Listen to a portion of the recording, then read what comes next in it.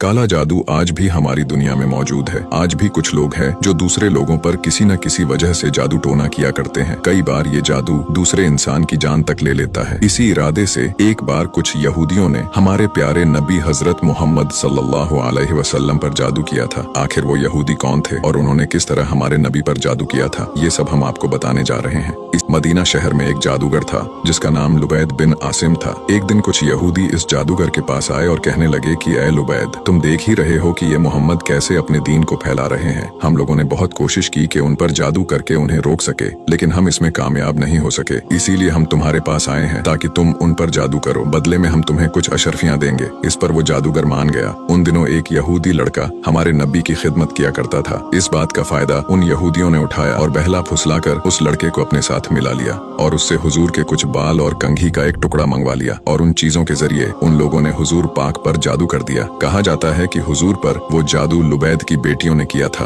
उन्होंने एक धागे में 11 गांठें लगाई और उस पर कुछ जादू करके उसे दूर जंगल में एक कुएं में ले जाकर डाल दिया। आप पर उस जादू का असर ये हुआ था कि आप बाज चीजें भूलने लगे थे। कई बार आपको लगता था कि आप ये काम कर चुके हैं, लेकिन असल में वो काम आपने नहीं किया होता था। हालांकि उस जादू से आपको कोई ज्यादा नुकसान नहीं हुआ था, सिर्फ इसके अलावा कि आप थोड़ा बहुत भूलने लगे थे। एक दिन आप आराम फरमा रहे थे कि आपके ख्वाब में 2 फरिश्ते आए और कुछ बातें करने लगे। उनमें से एक फरिश्ते ने कहा कि ये हुजूर पाक को क्या हो गया है, तो दूसरे ने जवाब दिया कि उन पर जादू किया गया है। पहले फरिश्ते ने पूछा कि किसने जादू किया है, तो दूसरे फरिश्ते ने जवाब दिया कि मदीने के एक जादूगर ने हुजूर पर जादू किया है। पहले फरिश्ते ने पूछा कि हुजूर की इस चीज पर जादू किया गया है, तो दूसरे ने जवाब दिया कि हुजूर की कंघी और बालों पर जादू किया गया है। इसके बाद पहले फरिश्ते ने पूछा कि वो कंघी और बाल कहाँ पर है, तो दूसरे फरिश्ते ने कहा कि वो जंगल में एक कुएं के अंदर पत्थर के नीचे रखे हैं। पहले फरिश्ते ने पूछा कि अब इन्हें क्या करना चाहिए, तो दूसरे फरिश्ते ने कहा कि उस कुएं के अंदर से वो चीजें निकाली जाएं तो हुजूर पर से जादू का असर खत्म हो जाएगा। इसके बाद आप नींद से बेदार हुए और कुछ सहाबा को जंगल की तरफ भेजा, जिसके बाद उन सहाबा इकराम ने उस कुएं से आपके बाल और कंघी को निकाल लिया और आपकी खिदमत में वापस आए। इसके बाद हजरत जिब्राइल अलैहिस्सलाम हमारे नबी के पास आए और आपसे कहा कि सूरह फलक और सूरह नास पढ़ के अपने ऊपर दम कीजिए और एक एक गांठ खोलते जाइए। जिसके बाद आपने सूरह फलक और सूरह नास पढ़कर गांठों को खोल दिया। इसके बाद लुबैद जादूगर को बुलाया गया और उससे इस बारे में पूछा गया। उस जादूगर ने अपने जुर्म का इकरार किया। इस पर हमारे नबी ने उस जादूगर को माफ कर दिया और उसे कोई सजा न दी। आपको बता दें कि हमारे नबी पर जादू का असर इसलिए हुआ था क्योंकि अल्लाह को ये दिखाना था कि नबी करीम